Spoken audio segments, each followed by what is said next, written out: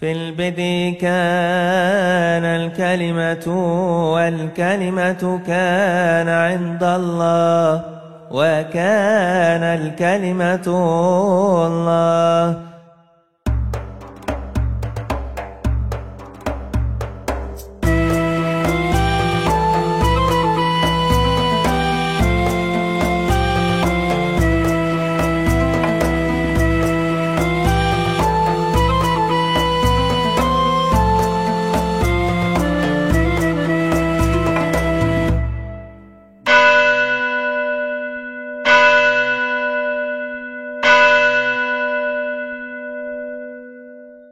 Shalom alaikum Beshem Hamasya. Salam sejahtera dalam Kristus.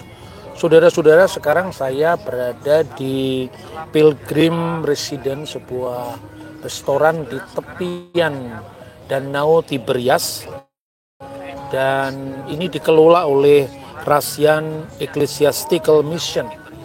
Dan saat ini saya sedang berbincang-bincang dengan Mas Michael tentang seputar masalah-masalah pelik, persoalan teologis yang sering dipertanyakan, bahkan disalahpahami oleh teman-teman non-Kristen, khususnya dalam kaitan dengan lintas agama. Mungkin Mas Michael ada pertanyaan yang diajukan supaya teman-teman kita di Indonesia, khususnya anak-anak muda ini, bisa mendapatkan pencerahan lah. Makasih Pak kesempatannya. Jadi sebenarnya sudah menjadi pertanyaan lama ya sebenarnya Pak. Ya. Cuman biasa diulang-ulang. Kami pengen nanyain lagi Pak. Ini kan seiring rencana datangnya Zakir Naik. Oh iya, itu apa? Dai tersohor dari India. Itu dia Pak. Nah itu kan pengen menanyanya tuh pernahkah Yesus mengklaim dirinya dengan mengatakan akulah Allah, sembahlah aku. Oh iya. Gitu Pak. Oke, jadi ini logika polemik. Jadi pertama, kalau ditanyakan pernahkah Yesus berkata akulah Allah, misalnya Ani Elohim, sembahlah aku. Ya tidak ada dalam Alkitab. Apakah itu menjadi bukti bahwa dia bukan Allah?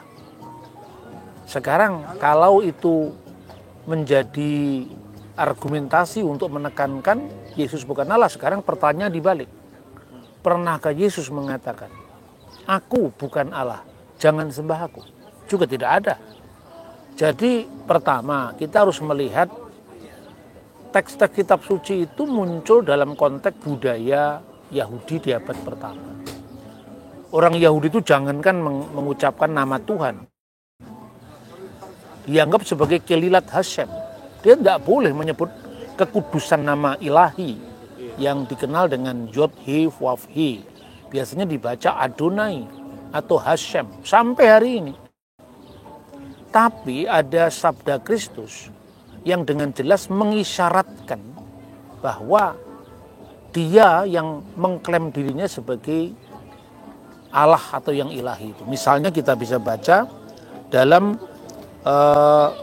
Injil Yohanes misalnya. Pasal 8 ayat 56 sampai 58. Yesus mengklaim, Abraham bapamu bersuka cita bahwa ia akan melihat hariku, dan ia telah melihatnya dan ia bersuka cita. Maka kata orang-orang Yahudi itu kepadanya, umurmu belum sampai 50 tahun dan engkau telah melihat Abraham? Nah, pertanyaannya, kenapa Yesus mengatakan Abraham melihat hariku? Karena ini yang disebut hari-hari Sang Mesias. Jadi Tuhan itu berfirman pada Abraham, ini konteks panjang sejarahnya ya. Kamu akan diberkati, namamu akan termasyhur. Yang memberkati kamu akan diberkati, yang mengutuk kamu akan dikutuk. Dan olehmu semua kaum di muka bumi akan mendapatkan berkat. Ini yang disebut the messianic blessing. Abraham itu digambarkan dalam tradisi Yahudi, Abraham itu di Firdaus, maka ada ungkapan pangkuan Abraham misalnya tentang kisah Lazarus itu. Dia seolah-olah menunggu saat keselamatan itu tiba. Jadi dia menunggu kapan hari Sang Mesias itu digenapi, di mana olehmu semua kaum di muka bumi akan mendapatkan berkat. Dan ketika Yesus mengatakan Abraham melihat hariku, itulah hari Sang Mesias. Nah, ada ketidakpekaan di antara audien Yesus yang membaca kitab suci, yang membaca Torah, tapi hatinya masih dipenuhi penolakan dan pikirannya belum mengerti kenapa Yesus mengatakan itu, sehingga dia mengatakan, umurmu belum sampai 50 tahun dan kau telah melihat Abraham, kira-kira kamu dengan apa mau menyamakan dirimu? Nah, ini kita pun harus melihat juga tradisi Yahudi. Misalnya saya membaca itu di Pirkei Avot 21. Jadi Pirkei Avot itu semacam apa ya? Ethics of the Father. Etika bapak-bapak bangsa. Itu misalnya disebutkan begini. Ini anak-anak Yahudi itu umur 5 tahun, ia 10 tahun Ben Eser la Mishnah, dia belajar Mishnah. Untuk apa? Dia mempersiapkan ayat-ayat pendek dalam kitab suci. Misalnya Shema Yisrael, Adonai Eloheinu, Adonai Ika, tentang penciptaan mulai Bereshit bara Elohim ya. Karena pada usia Ben Shelos Esreh la Misfot, karena pada usia 13 tahun atau 12 tahun itu dia misfot itu menjadi anak hukum, bermiswah. Maka Yesus umur 12 tahun dibawa ke Bait Suci.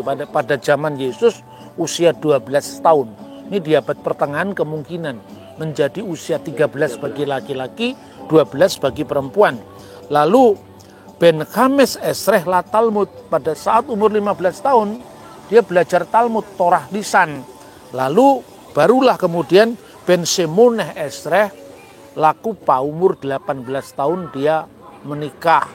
Lalu umur 20 tahun Ben Isrim Lirtov, itu usia dia mencari mata pencaharian.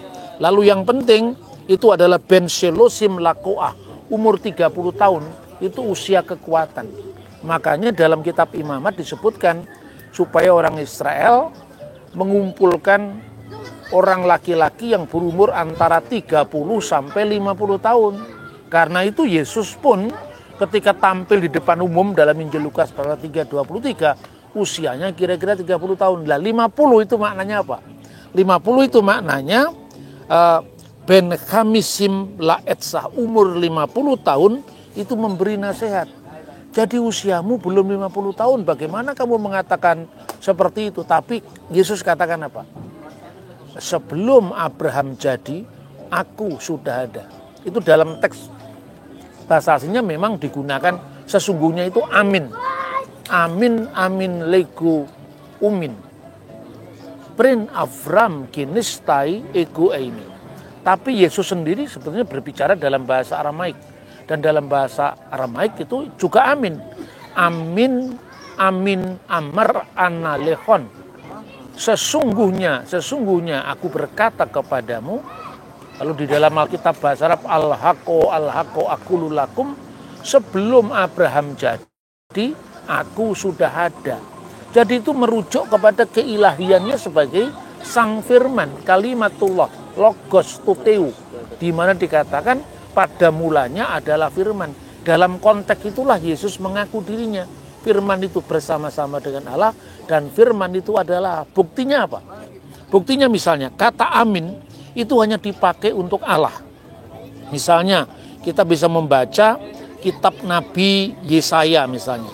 Yesaya itu jelas-jelas sangat clear. Di situ dikatakan bahwa demi Allah yang setia, itu di dalam Yesaya pasal 65. Demi Allah yang setia itu dalam bahasa aslinya Belohe amin, 2 kali kata itu muncul. Dan dalam kitab Wahyu pasal 3 ayat 14, Tade legi ho amin, firman sang amin, saksi yang setia dan benar. Jadi Yesus bergelar amin. Lalu amin itu di dalam kitab Nabi Yesaya gelarnya untuk Allah. Makanya kalau nabi-nabi yang lain berbicara aminnya selalu di belakang memohon kepada Tuhan, maka Kristus sebagai firman Allah, dia selalu berkata dengan amin di depan. Nah, yang begini-begini kan tidak terungkap ketika kita berbicara tentang aspek budaya dan sebagainya. Dan ungkapan ego eimi itu sesungguhnya bentuk singkat dari ego eimi hoon. Ego eimi oon. Aku inilah sang maha ada. Dan ini terjemahan Septuaginta dari firman Tuhan dalam kitab Torah, yaitu kitab Keluaran pasal 3 ayat 14. Aku ada yang aku ada. Aku yang dulu ada, kini ada, dan seterusnya akan ada. Tuhan yang maha kekal. Dan itu nama Tuhan sendiri. Makanya ketika Yesus mengatakan, aku sudah ada, orang-orang Yahudi mau merajam batu. Kalau dia hanya mengatakan akulah dia hakim, akulah dia roti hidup, akulah dia yang lain-lain, dia tidak akan dirajam batu. Tapi karena dia mengaku diri nama kekudusan ilahi itu, maka dia dirajam batu. Dan itu teksnya yang disebutkan kan seperti itu. Dan satu lagi, ketika kita mengatakan, apakah ada kata yang mengatakan akulah Allah, sembahlah aku? Ya itu kan bentuk verbal. Tapi kalau kita lihat misalnya ketika Thomas, misalnya kita baca satu ayat lagi, Yohanes pasal 20 ayat 27 sampai 29. Kemudian ia berkata kepada Thomas, taruhlah jarimu di sini dan lihatlah tanganku. Ulurkanlah tanganmu dan cucukkanlah ke dalam lambungku, dan jangan engkau tidak percaya lagi, melainkan percayalah. Itu ketika Thomas ragu-ragu. Kemudian apa jawab Thomas? Ho kurios mau ke oteos mau. My Lord and my God. Jadi Tuhanku dan Elohimku. Lalu Yesus mengatakan, karena engkau telah melihat aku, maka engkau percaya. Berbahagialah mereka yang tidak melihat namun percaya. Clear sekali ayatnya. Jadi jangan kita mengikuti logikanya orang India. Modern lagi itu anakronisme sejarah. Kita harus lihat dari konteks abad pertama, budayanya, teks sucinya. Seperti itu kira-kira. Siap, Pak. Ngopi dulu. Terima kasih Pak, makin jelas nih.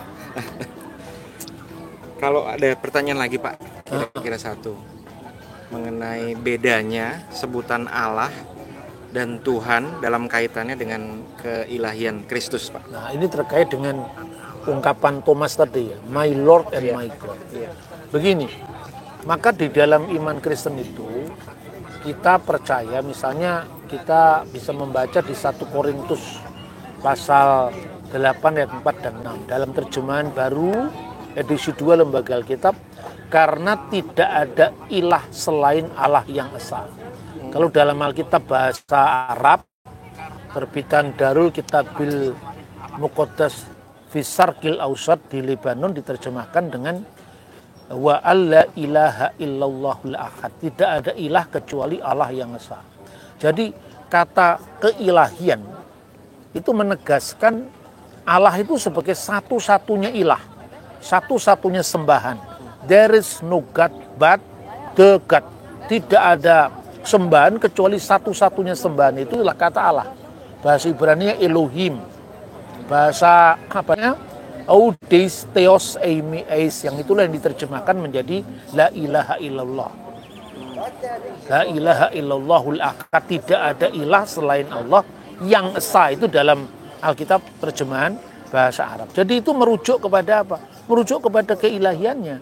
Maka ketika Yesus disebut Allah itu bukan fisik darah daging yang dilahirkan Bunda Maria itu adalah Allah. Ya, tapi misalnya kita merujuk kepada Yohanes pasal 8 ayat 42. Kalau tadi kan teks yang disebutkan dalam ini kan, dalam dalam Injil Yohanes yang diucapkan oleh Thomas. Sekarang ungkapan Yesus sendiri. Kata Yesus kepadanya, jikalau Allah adalah Bapamu, kamu akan mengasihi aku. Ini penting ini. Sebab aku keluar dan datang dari Allah. Ego gar ekto teu excelton. Aku keluar. Keluar itu dalam keabadian. Firman Allah itu keluar dari wujud Allah. Berarti Allah yang satu itu, yang Maha Esa itu, di dalam dirinya berdiam kekal. Firman-Nya yang kekal. Maka dikatakan aku keluar dari Allah. Fisiknya Yesus keluar dari Bunda Maria. Maka dia disebut sebagai buah tubuh Maria, buah rahim Maria.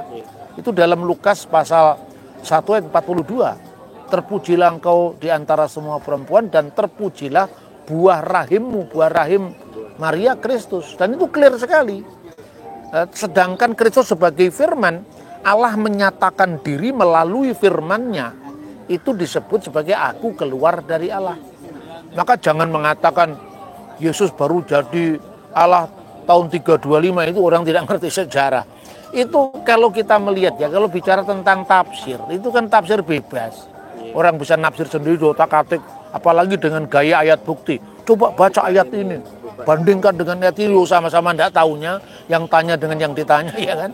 Tapi kita mesti melihat misalnya, catatan tertua yang mengatakan bahwa Kristus itu memiliki kodrat ganda, atau dalam istilah Kalsidon itu adalah memiliki dua tabiat dalam satu pribadi, mia hipostasis.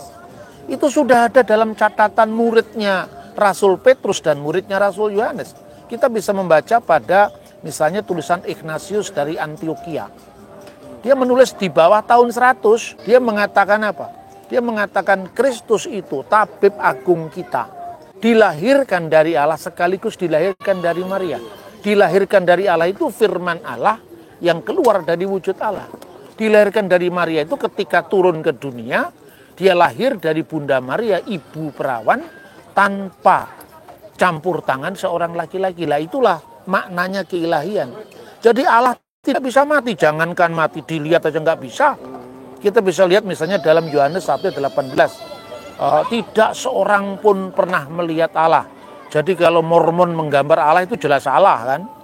Apalagi mati. Lalu Yesus mati dalam keadaannya sebagai manusia.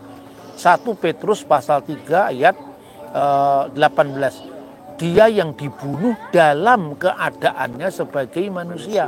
Lah kemanusiaan Yesus ketika turun ke dunia itulah yang digelari dengan kurios. Kurios itu artinya bisa ganda, bisa bermakna Tuhan, bisa bermakna Tuhan. Ketika perempuan Samaria belum mengenal identitas Yesus, yang bertemu di sumur Yakub itu, kurios di sini adalah artinya Tuhan, karena dia tidak mengenal siapa Yesus. Tapi ketika Thomas berkata, ho kuriosmo ke oteosmo, itu artinya benar-benar Tuhan atas segala Tuhan. Itulah Tuhan, bukan sekedar Adoni, my Lord dalam pengertian Tuanku, tapi Adonai yaitu Tuhanku. Kalau itu dalam bacaan teks Masoretik Yahudi, gelar Tuhan itu gelar. Jadi kalau dikatakan Tuhan kok mati, kalau Tuhan takur almarhum, yang almarhumnya takurnya tuannya nggak pernah almarhum, Tuhan itu gelar, gitu. Kalau dalam bahasa Jawa, Gusti Patih, Gusti Pangeran, kalau ditinggal Gusti Pangeran Diponegoro, kalau ditinggal apa namanya maknanya, itu artinya manusia. Kalau Diponegoro mati, itu yang mati kemanusiaan Diponegoro, gelarnya nggak bisa mati, gitu loh. Nah kalau dikatakan Tuhan Allah atau Gusti Allah baru nggak bisa mati, karena itu merujuk kepada wujud ilahi. Ini sekarang seperti itu, jadi clear sebetulnya. Shalom alaikum bisem hamasyah, salam sejahtera di dalam Kristus. Tuhan memberkati.